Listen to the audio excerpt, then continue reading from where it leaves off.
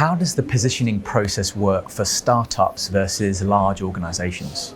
Yeah, the positioning, the fundamentals of positioning aren't different between a startup and a large established company, but what you can get away with is different in terms of how you execute on a position. So, for example, there are different styles of positioning. You can either go into an established market, or you can attempt to create your own market and then position your product within the market that you create. Creating a market or creating a market category and then positioning yourself in there is much more easy to do if you have the resources and the credibility in the market that a big company would already have.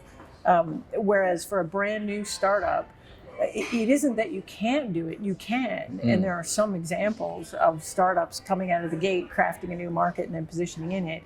It's just that the act of creating a market takes some time. And during the period while you're creating the market, you don't make a lot of money because it's hard to sell things when they're not well positioned yet. So until the market's created, you're not making a lot of money. So you either need committed, patient investors, or you're making money doing something else because you're a big company and you can afford to play this longer game of creating a market and then positioning in it.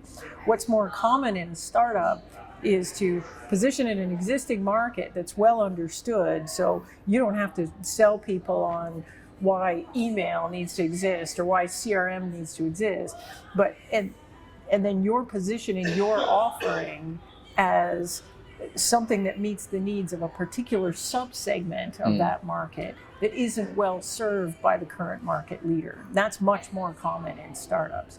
But the process and the methodology and how we break positioning into parts and put it back together is actually the same, whether you're talking about established company, brand new startup, it's the same.